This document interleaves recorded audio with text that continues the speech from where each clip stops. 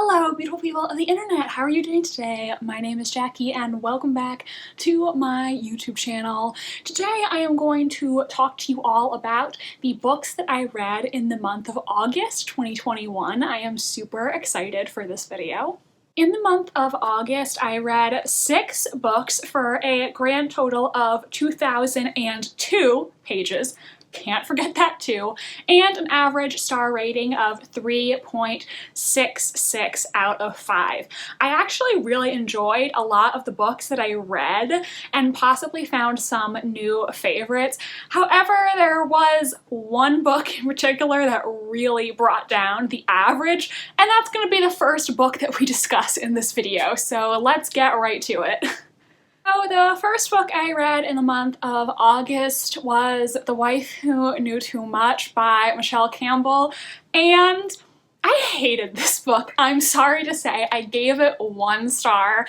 I'm not going to talk about it too much because I have a whole rant review where I complain about this book, so I'll keep things brief here, and then if you want to hear all of my complaints and a detailed plot summary with spoilers, go watch that rant review to hear every reason why this book was a disappointment to me. I just realized I was pointing the wrong way because the card is actually in this corner of the video. I'm sorry. Every single time I forget which corner it is. I'm sorry.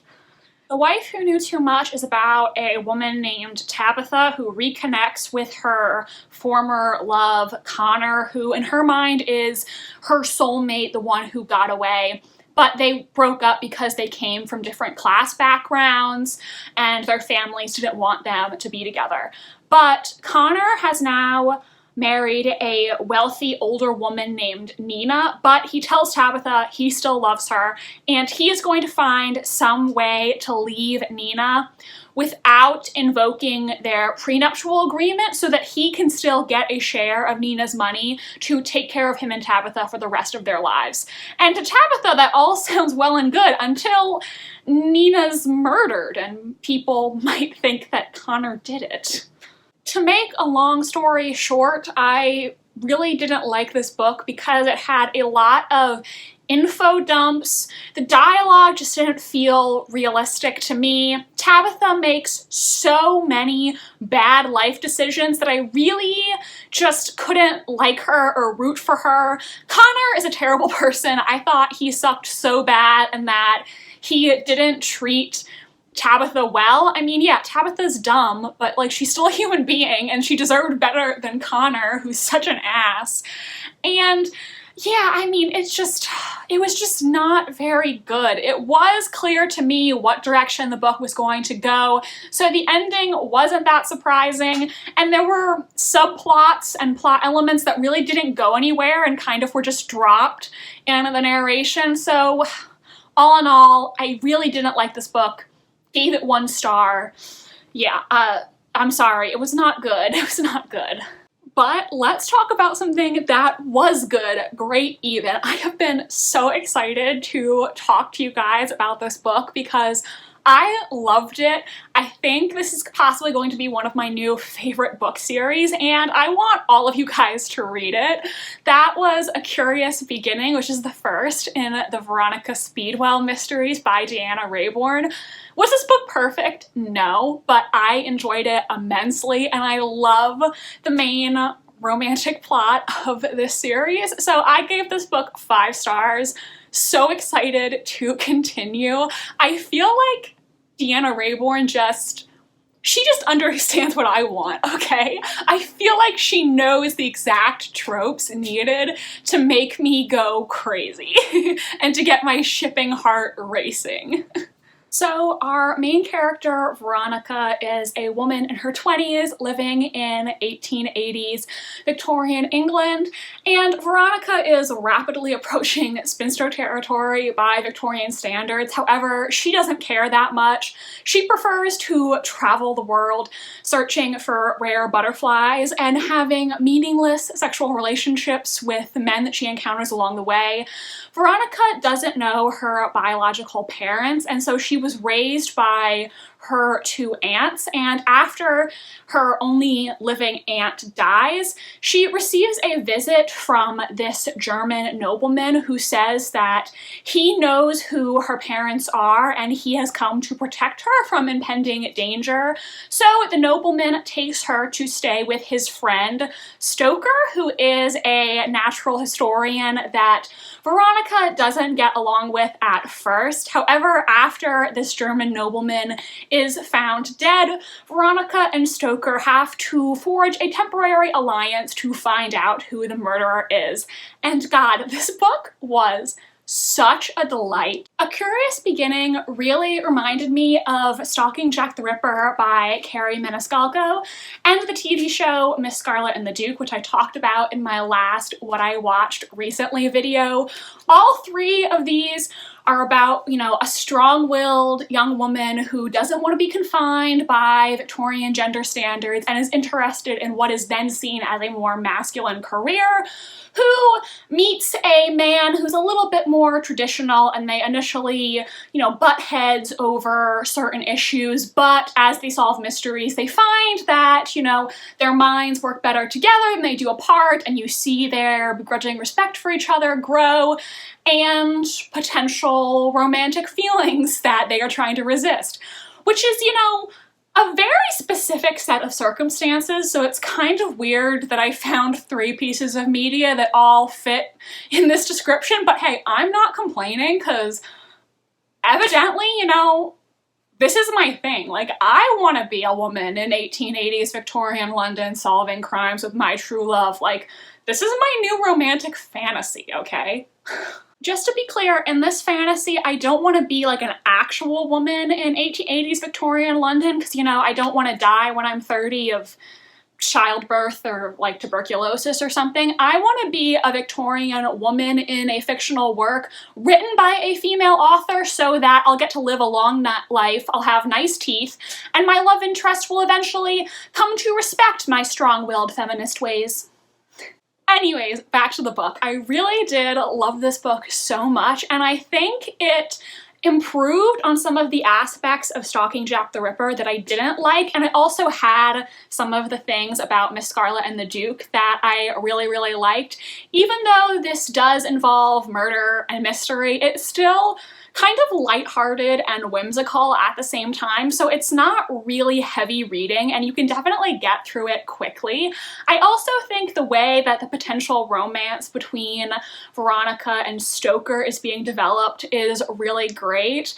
Minor spoiler for Stalking Jack the Ripper, but this book came out in like 2015, so I feel like if you want to read it, you've read it by now, and this is not a main spoiler.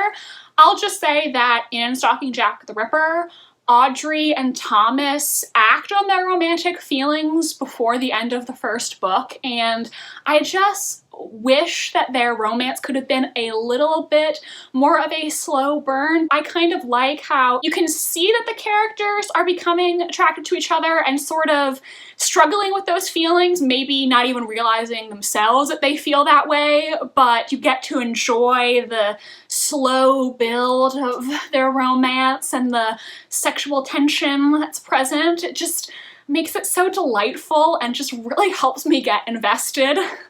I want to know if Deanna Raybourn ever wrote fanfiction, because she uses so many tropes that just get my shipping heart racing. There's a part in the book where Veronica and Stoker have to pretend to be married for the sake of their investigation. I died. That killed me. And then there's a part where they have to share a bed. Literally the king of all fanfiction tropes is when two characters who are not yet a couple have to share a bed together. The forced intimacy, it's wonderful. And then they unexpectedly get really physically close, you know? Their noses brush and they look at each other, and for a second you just think they're gonna kiss, but then they pull away, and it's too much for me. The sexual tension is off the charts, okay? I can't wait to read the other books in the series, because Veronica and Stoker's romance, it's too much for my shipper heart, okay? Deanna Raybourn knows exactly how to reel me in, okay? And as I said when I talked about Miss Scarlet and the Duke, I love ships who banter, and Deanna Raybourn does a great job at writing the witty repartee between Veronica and Stoker. It's just like one of them always has a smartass comment and the other one has a smartass comment to come right back at it. These two are evenly matched in their battle of wits, and I love it so much. Another thing about this book that I really love is I think it kind of has an inversion of the rogue trope. You know, that guy in a historical fiction or a Jane Austen who, you know, seduces women and kind of has a reputation, but then either he's exposed or redeemed by the end of the work. In this, Veronica is like kind of the rogue in a way. Like I said, she has had a lot of sexual relationships with men that she encounters on her travels, none of which really had any emotional connection. It's just fun for her. And then you have Stoker, who is just like kind of moody and antisocial, like, you know, only has a couple close friends and would just, you know, rather stay at home with his dog, which is like such a mood. So I really like how that trope was kind of gender flipped.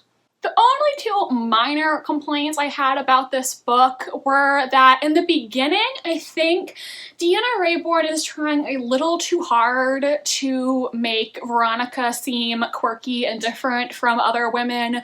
It's even mentioned that she has violet-colored eyes, which is like, what, is she a Targaryen or something? I was worried it was going to branch into not like the other girls territory. Luckily, it did not. And also, the identity of Veronica's biological parents is revealed in this book, and I'm not going to say who that is because that's a spoiler, but I will say once we found out who her mother was, it was personally blatantly obvious to me who her father was going to end up being, and I thought that reveal was a little silly and far-fetched. I didn't love that. However, neither of those two things detracted from my enjoyment of this book. It is just so much fun, and I really, really enjoyed it immensely. I can't wait to continue reading the books in this series. I think there were like 6 or 7 of them out so far, so I have a lot of catching up to do, and I'm excited. Veronica and Stoker are soulmates, okay? That's it. I love them together. So now that I've spent 20 minutes gushing about the Veronica Speedwell series and telling you all why you should read it, I'm going to move on to the next book I read in August, which I also really enjoyed, and that was Dark Matter by Blake Crouch. Now, I don't know if this book is going to be one of my new all-time favorites. However, I thought it was really well done and it exceeded my expectations. I'm not a huge sci-fi person, so I really only added this sci-fi thriller to my TBR because I heard so many good reviews about it on BookTube. But I think this book really was worth the hype, and even though it's not going to be one of my new all-time favorites, I felt like I had to give it 5 stars. It was really good. Dark Matter follows a college professor named Jason who is living in Chicago with his wife and son. He was a scientist who could have had a very successful career in his field, but he sort of left that life behind to marry his wife and become a dad. And one night he is attacked by an unknown person and he is sent to an alternate universe where he did become a successful scientist, but his wife is not his wife and his son was never born. So Jason is determined to find a way to get back to his old life with his family. First of all, creativity off the charts here. This is a super interesting concept and it really explores a lot of interesting ideas, so kudos to Blake Crouch for that. I felt so many feelings while I was reading this. I felt a real sense of anxiety almost because this book was sort of making me question the nature of my reality. Like, is the world really what we think it is? Do alternate universes exist? And so I kind of felt like I needed to go to therapy after reading this book. But I think that is, at the same time, a testament to how good this book is that it could elicit that kind of response in me. There were so many clever twists and turns in the plot that I really enjoyed. And, you know, in this book we really explore the meaning of what's important in life. You know, how do we measure success? Do we take our families for granted and not realize how good we have it until it's gone? And honestly, at one point I kind of teared up a little bit, which I was not expecting. This book just made me feel so many emotions: anxiety, dread, sadness. It was really, really a wild ride. This book was like nothing else I had ever read. It was so creative, so clever, and I definitely think this book is worth the hype that it received. It was just incredibly well executed, so well done, Blake Crouch, and well done, BookTube, for a good recommendation. I really enjoyed this as well. Next, I read Little Fires Everywhere by Celeste Ng. This was the pick for my office book club, and I ended up giving this 4 stars. I did enjoy this book overall, but I did have some issues with it and also some unpopular opinions. This book is set in the 1990s in the suburban community of Shaker Heights, Ohio, where Celeste Ng actually did grow up. And Shaker Heights is a community that really values uniformity, where everybody is sort of the same as everybody else, and they like to think of themselves as a forward-thinking, accepting liberal community, but that may not actually be the case. We follow the Richardson family, whose lives are shaken up by the arrival of their new tenants, Mia, a bohemian artist type, and her daughter Pearl. And then there is another plot at the same time where the Richardsons' white neighbors adopt an Asian baby, and a custody battle ensues between the adoptive parents and the biological mother, with Mrs. Richardson and Mia being on different sides of the debate. I think the way the characters are developed in this book is really well done, because a majority of the characters are not likable, nor are they intended to be. However, their flaws are developed in a really interesting way that I enjoyed reading about. I will say I didn't like anybody in this book except for Pearl. I think every other character kind of sucked for the most part, so I didn't like most of them, though I think that was intentional a lot of the times.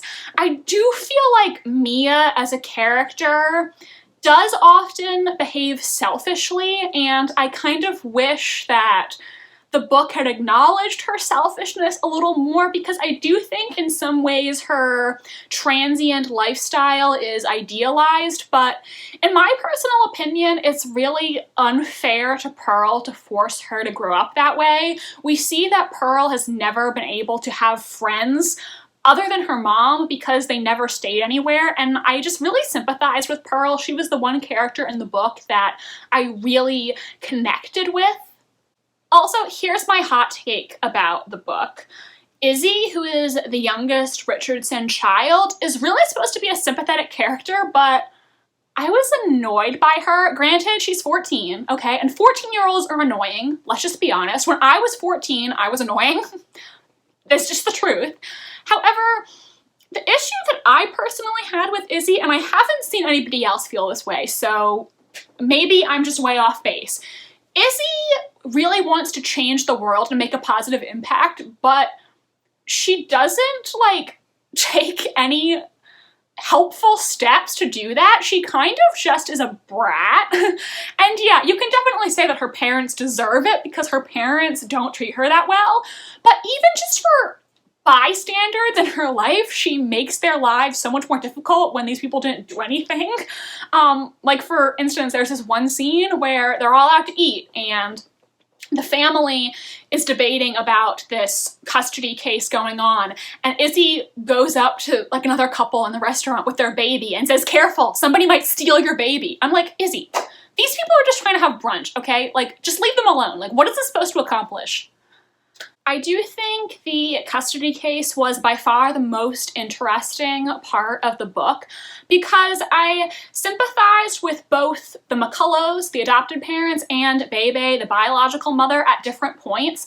And honestly, it was just like a really sticky situation, and I felt like there really were there wasn't going to be a winner in this case. On one hand, I sympathized with the McCullows because these people suffered 7 miscarriages before they were able to adopt this baby. She's been with them for a year. They're the only parents that she can know at this point. But then you also have Bebe, who is an immigrant, and you really get the impression that the only reason she even gave up her daughter in the first place was because she had no support. She didn't know the systems that were in place to help her. She was probably suffering from postpartum depression, and she really did want to be able to be a mother to her daughter. And also, the McCullows really are afflicted by that colorblind racism that you often see in people who think of themselves as really forward-thinking and liberal, and they say, well, to us, she's not an Asian baby, she's just our baby. But the reality is, she is Asian, and that's going to impact how people treat her in her life. Like, growing up, she's going to be experiencing racism. She needs to understand her culture because that is a core part of who she is, and it's going to impact the way that she's treated growing up. And the McCullows just can't understand that, and they don't try to understand that. So Bebe can raise this child in a way that they can't, but also at the same time you feel bad for them because they've had this baby for a year and they've had so many miscarriages. So really, like, it was a situation where there really isn't going to be a winner. One thing that didn't quite sit right with me, though, is I don't know if this was Celeste Ng's intention. I don't know her feelings on the situation, but there were some lines in the narration that to me sort of seemed like she was saying biological motherhood is always going to be better than adoptive motherhood, because I feel like some of these lines, if you take them at face value and don't think of the McCullows or Bebe specifically, it just kind of seems like she's saying adoptive parents can never give a child the same thing a biological parent can. Like saying things like, oh, well, how can Mrs. McCullough be her mother? She already has a mother who gave birth to her and, you know, could feed her from her own breast. And I'm like, so you're saying, like, because an adoptive mother, like, didn't give birth to her, like, she's not her real mother? And I don't know if that's what Celeste Ng was intending, but I feel like if you just look at the sentence isolated and don't think about the specific situation in this book, it's just kind of saying, like, adoptive mothers aren't real mothers. I don't know if that makes any sense, but sometimes, like, I just kind of felt like she was sort of prioritizing biological motherhood. And there was also another storyline in this book that made me think that way, but I can't talk about it because spoilers, so I'll just leave it at that. But I will end this section by saying one thing that I think Celeste Ng did so exceptionally well is create characters who are flawed and unlikable in a very realistic way. And most of the characters, I had moments where I could sympathize with them and also moments where I just couldn't stand them and thought that they did something really wrong. And so I thought that was really well done in this novel. Next, I read My Sister, the Serial Killer by Anyikon Braithwaite. I had very mixed feelings about this book. As I was reading it, I was inclined to give it 3 stars. Then I got to the end, and I really didn't like the ending, so on Goodreads I rated it a 2. I now think it probably is more like a 3 because I didn't think this book was bad. It just kind of like it gave me mixed emotions overall. Like, I thought it was okay, but not great and not bad either. This book follows 2 sisters, and the younger sister has killed 3 of her boyfriends now, and her sister keeps helping her dispose of the bodies. She claims that she's killing these men in self-defense. Is that the truth or not? And I did really like that this book had very short, punchy chapters. I think that made it really easy to read because I would keep telling myself, okay, I'm just gonna read one more chapter and then I'm gonna stop, which would then turn into 3 chapters, 5 chapters. So it is a really quick read and it is short too. I think I found the character development in this book really lacking, and maybe that's just part of the perils that come with writing a book that is so short. The side characters in particular were just not really fleshed out at all, and I didn't really care about them. So I just wish that the characters had been fleshed out a little bit more. And this book did raise a lot of interesting points with, the family dynamics and, why is Kurede helping her sister dispose of these bodies, the conflicting feelings she has about her involvement. However, the ending really did nothing for me. It felt really unsatisfying, and my gut reaction when I got to that last page was kind of, to be honest, what was the point of me reading this if so many things were not going to be resolved at all? I am going to give this book 3 stars because I think there were good things about it, but there were also a lot of things that I just wish had been developed more. Also, maybe it's just me, but this book is supposed to be satirical and have dark comedy, but I didn't think any of it was funny.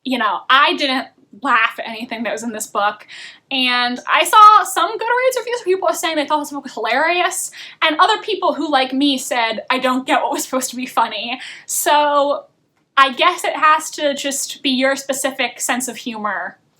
It wasn't mine, evidently. And finally, the last book that I read in August, technically I finished it on September 2nd, but I'm gonna count it anyway, so sue me, was The Fellowship of the Ring by J.R.R. Tolkien, the first in the Lord of the Rings. And I gave this 4 stars. I did enjoy it, but I did not absolutely love it. And there's nothing that I think this book did wrong necessarily. I think it's really just personal preference and my personal taste. I really enjoyed it, but it's not going to be one of my all-time favorite books like it is for a lot of other people. The Fellowship of the Ring, I feel like I don't need to summarize this for you guys. I feel like everybody who's into fantasy at least has an idea what this series is about. It's really, to put it frankly, the most iconic work of fantasy fiction of all time. I gave it 4 stars because I do think that this is really well written. I think Tolkien does a really good job at describing the different places and writing imagery. Also, you gotta give him props for creativity coming up with these songs that are featured in the book. I think the Elven language he created himself because he had his background as a linguist. I mean, God, that's dedication when you create an entire language for your fantasy series. I think my favorite character in this book is probably Samwise Gamgee because he's just so sweet and wholesome and loyal, so I really enjoyed The Hobbits in general. I really just prefer books that have major female characters. I, as a woman, like books with other women because I can just relate to them better. There are a couple women in here, but the men are really the main characters, and also I think I personally prefer